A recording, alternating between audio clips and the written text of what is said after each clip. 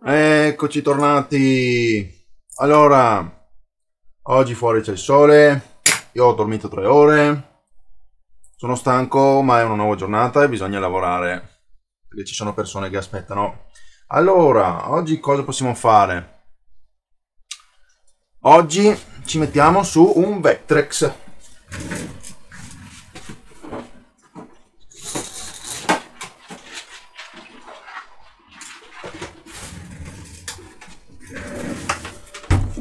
Eccolo qua, in tutta la sua magnificenza. Allora, che cos'ha questo Vectrex? Questo Vectrex, che ho già provveduto a pulire, ok, e a sistemare il pulsante di accensione. Dopo vi farò vedere meglio di cosa parlo. E questo Vectrex ha anche problemi sul discorso immagine, nel senso che una volta che si accende si sentono i suoni, si sente tutto, ma l'immagine arriva dopo un buon minutino, il che non è normale. E che cosa vuol dire questo? Vuol dire che c'è l'elettronica, in particolare i condensatori, che ormai sono vecchi, e ora che arrivano in temperatura, che si scaldano, che riescano a funzionare bene, che riescono a caricarsi e a fornire un'energia corretta al sistema, ci vuole un pochino. Quindi oggi, in vista di questo video, anche mi sono procurato chiaramente un kit completo per fare il recap a questo colosso. E oggi allora andremo a cambiare i condensatori a questa meraviglia. Allora, questa qui è la prima volta che vedo in vita mia un Vectrex. E non perché sono giovane, perché comunque sono giovane, ma non è quello il punto, perché ce ne sono veramente pochi e quelli che funzionano si ritengono ben stretti. Quindi l'unica mia possibilità per vedere un Vectrex o comunque qualsiasi altra console molto, molto ricercata dell'epoca è tramite appunto il mio servizio di riparazioni, che mi dà questa fortuna qui. Allora, qui come ho detto mi sono andato a comprare i condensatori necessari, chiaramente l'ho smontata, ok, c'ha 1 2 3 4 e 5 viti, ok, viti a croce normale, 4 corte e una lunga. Quella lunga è qua, ve la farò vedere.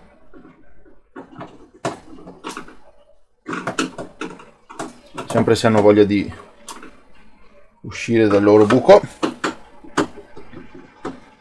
E oggi niente, andiamo a togliere i condensatori vecchi, mettiamo quelli nuovi, ma senza smontare praticamente tutto quanto, perché è pressoché impossibile smontare tutto e ricordarsi di come vanno le cose, visto che è la prima volta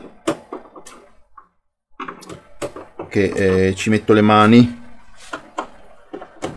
Non sono espertissimo nel senso di memoria, ok, la mia memoria vacilla parecchio, quindi potrei arrivare al punto di andare a smontare le cose e poi non sapere più come cavolo andavano su,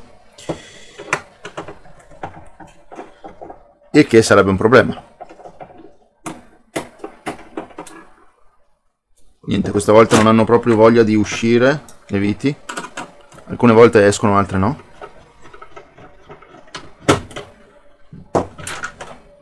Ok, ci siamo. Questo è l'interno di un Vectrex. Allora, un attimo che tolgo le viti.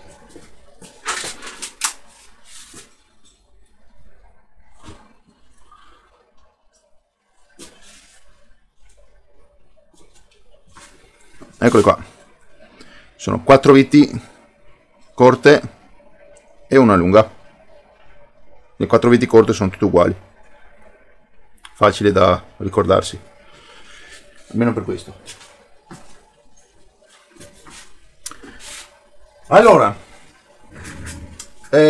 condensatori, adesso io non ho idea se ci siano revisioni di Vectrex diverse da questa qua,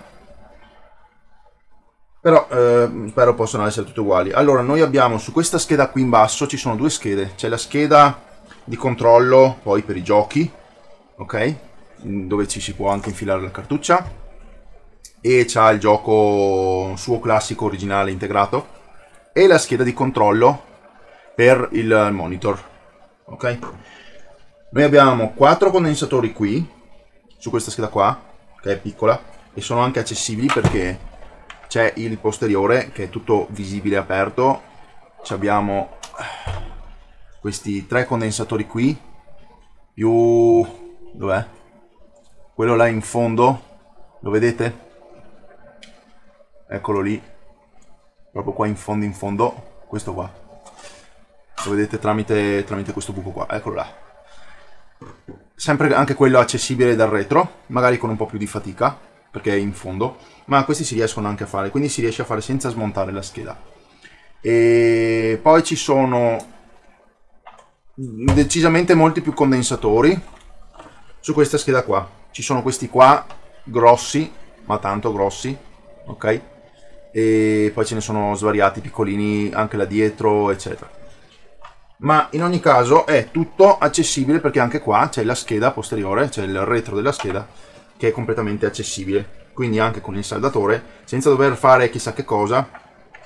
Se volete potete anche andare a staccarvi questo cavetto qua, che dopo chiaramente dovrà essere ricollegato, e qui sul fondo ci sono 1 e 2 viti e avete la possibilità eventuale di alzare un attimino, ok, la scheda, non di molto perché comunque ci sono tutto il resto dei cavi collegati, non c'è molto spazio di manovra, ma potete andare ad alzarvi un attimo la scheda per riuscire poi ad andare a prendere meglio i condensatori con le mani, con le pinze o roba del genere. Quindi lo faccio anch'io. Questi qua sul frontale sono facili, sono molto accessibili. Quelli sul retro saranno un po' diversi sul piano manutenzione. Ecco, come vedete io riesco a maneggiare un attimino di più la scheda, però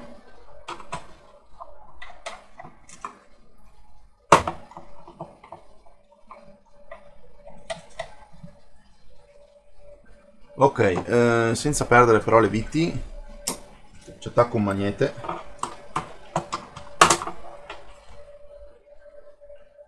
perché il magnete del cacciavite non è abbastanza forte e in questo modo riesco ad andare a prendere le viti con molta più sicurezza, perché mi è già capitato che poi mi sono scivolate dentro e ho dovuto rovesciare in tutte le direzioni il Vectrex per farle uscire di nuovo. Allora, come vedete non abbiamo molto spazio di manovra, ma almeno possiamo andare a avere più accesso un attimino sulla zona qua dietro con le mani, eccetera. Un avviso molto importante adesso che riguarda appunto le cose che hanno un monitor o comunque i monitor in sé. I monitor in sé hanno questo diciamo trasformatore, ok, che va a produrre 10.000 volt, 15.000 volt, in alcuni monitor anche 30-50.000 volt. Non andate assolutamente a toccare nulla se non siete estremamente sicuri che è stato staccato dalla corrente per almeno un mese. Io questo qua l'ho ricevuto 1 mese e mezzo fa e ho constatato che era un problema di condensatori e l'ho lasciato staccato dalla corrente, ok, per oltre un mese, giusto per essere sicuro. Poi quando sono andato ad aprirlo, ok, che è comunque molto pericoloso perché come si vede c'è la copertura, ma qua è tutto a vista, quindi basta solo un dito nel punto sbagliato, vi andate a friggere il dito come minimo, ok? È pericoloso lavorare su schede così, su elettronica di questo calibro, perché vi potete fare molto male con i voltaggi che ci sono. Piuttosto fatelo fare a chi è esperto e chi ne conosce di queste cose qua. Io conosco i rischi e quindi ho detto ok, lo posso fare molto alla lunga come tempistica, e la persona ha accettato, altrimenti avrei detto di no. Poi è un semplice recap, cioè si tratta solo di andare a saldare i condensatori e metterne di nuovi, non è chissà che cosa come lavoro, non è un lavoro di diagnostica perché il monitor non funziona, non si accende, non funziona nulla, eccetera. Quindi anche qua io non sono un esperto di CRT, non sono un esperto di monitor, quindi non ho idea di quali problemi possano esserci o di quale soluzioni che posso darvi per sistemare. Io non so nulla. Qua ho visto che secondo me è un problema di recap dei condensatori scarichi e così procedo. Bene, allora, giusto per togliamo anche questo c'ha un verso, ok? C'ha una sua spinetta chiaramente segnata da questo spazio riempito, ok? C'ha tutti i dentini e poi c'è questo spazio riempito, no? Che poi va a corrispondere a tutti i dentini che ci sono qua, quindi è inconfondibile anche il verso, okay? Non può andare in altri versi, almeno questo è facile. Ok, adesso accendiamo il nostro saldatore. 400 gradi è sufficiente perché qua si tratta di stagno al piombo vecchio, come perché è dell'82 mi pare, se non sbaglio. CRT marca Samsung, non so se si vede, Samsung, là c'è l'etichetta. E andiamo a disaldare questi primi connettori qua, sì, questi primi condensatori qua. Quindi ne abbiamo due enormi. Andiamo a mettere un po' di stagno fresco per aiutarci. Mi dispiace se la visuale poi non è il meglio del meglio, ma come potete capire qua si tratta di una cosa grandissima che a fatica ci riesce a stare inquadrata nella videocamera, quindi spero di fare un video decente perlomeno. Allora, andiamo a riscaldare e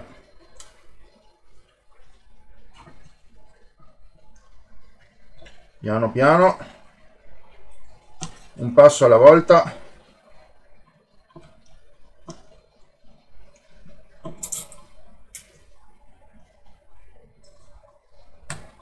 Ecco qua, il primo è fatto. Qua vengono utili gli strumenti automatici di saldamento, tipo le pistole disaldanti, quelle con la pompetta elettrica automatica, hanno la punta già riscaldata, gli arrivi lì con la pistoletta, e scaldi lo stagno si scioglie e poi attivi con il pulsante, se lo risucchia via lo stagno in automatico.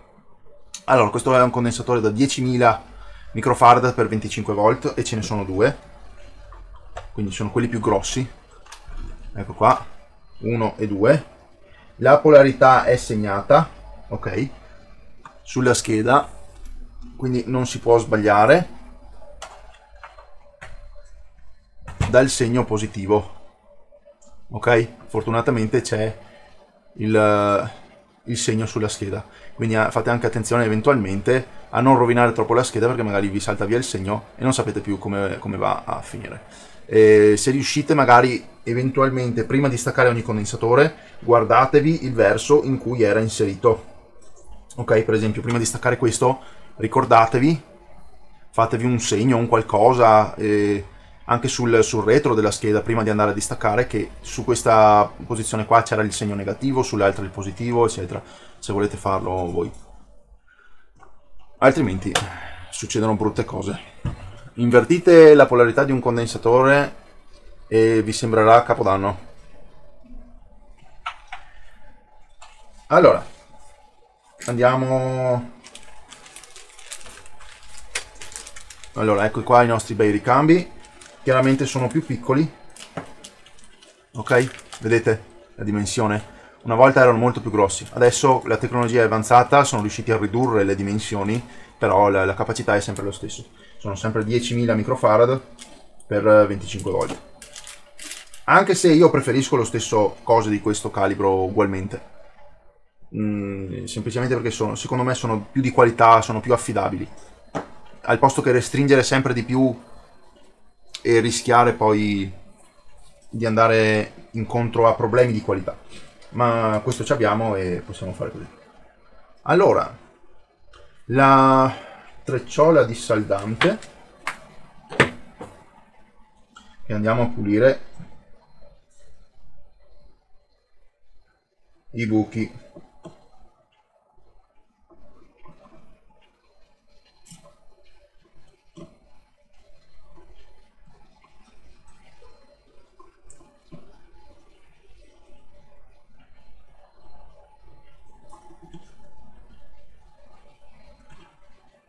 Vabbè, immagino che adesso manderò avanti il video, farò una cosa veloce, velocizzata, perché a stare qui a farvi vedere il cambio di ogni singolo condensatore, o taglio il video o lo faccio veloce, dipende da quanto tempo impiegherò, perché se viene fuori un video di un'ora e mezza, chiaramente preferisco tagliare.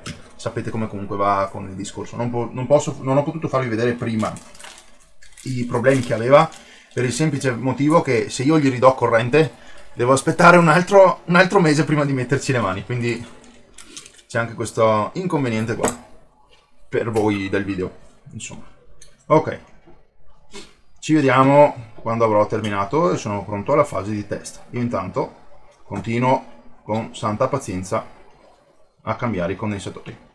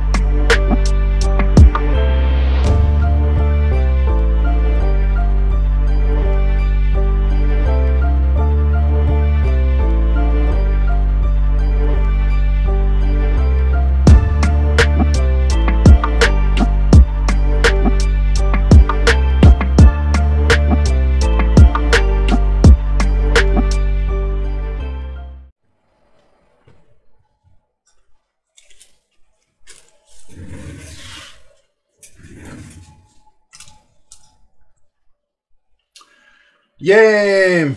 Allora, io ho finito. Dopo un'ora e 45 minuti che sono qui, 1 ora e 45 ragazzi, da quando ho cominciato il video. Non ho mai fermato, io poi veramente, chiaramente andrò a tagliare le parti non necessarie, però io ci ho messo un bel po'. Allora, adesso tutti i condensatori sono andato anche a ricontrollare, ma come parlo? Allora, sono andato a ricontrollare tutto, le polarità, se ho dimenticato qualche condensatore in giro che magari non l'avevo visto e aveva comunque bisogno di essere sostituito, ma non c'è niente in più, quindi sono tutti a posto, quelli dietro. Ho ricollegato i cavetti che servono, che magari mi impedivano. Questo qui l'ho rinfascettato, questa è la sua fascetta originale, sono riuscito ad aprirla e a richiuderla, ecco, insomma. Quindi adesso è tutto ricollegato, adesso non mi resta che chiudere, perché chiaramente non faccio i test aperti in questo caso, visto, come vi avevo detto, i voltaggi.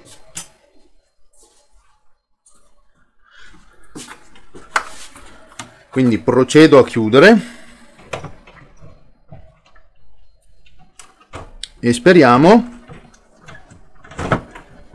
che il problema si sia sistemato. Attenzione anche a questo, perché tante volte magari si incastra altrove e non si infila nel buco dove dovrebbe andare. Mi è capitato a me.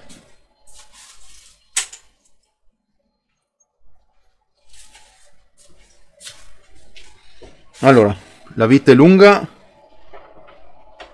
qui e le viti corte qua. Questo, il buco è troppo in giù. Ok, ti prego dimmi che è andata giù correttamente. No, era storta.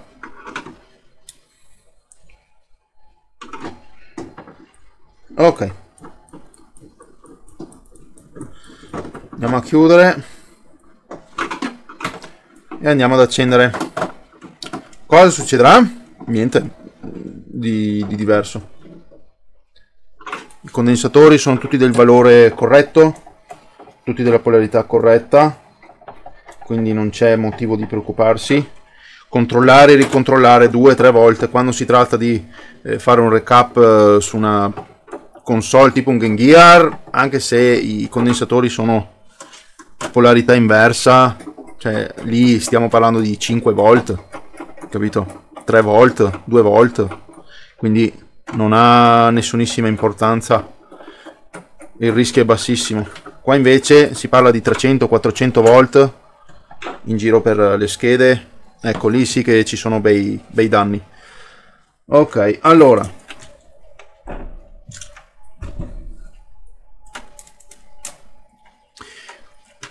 come vi avevo accennato anche all'inizio del video, questo Vectrex aveva anche un problema piuttosto classico, sembra, da quanto ho visto in rete. Mi sono un attimo informato come mai non riusciva ad accendersi. Sembra che abbia un problema interno, ok? Ha il pulsante qui di accensione, il pulsante on off, e non riesce a fare contatto perché dentro si ossida, ok? Ci sono le lamelle di contatto fra la parte destra e sinistra che si ossidano, quindi non fanno più contatto. Si può smontare il pulsante, ok? Si può smontare tutto il meccanismo, però è complicato rimetterlo insieme. Io vi avviso, purtroppo pezzi di ricambio non esistono, quindi bisogna un po' andare a tentativi.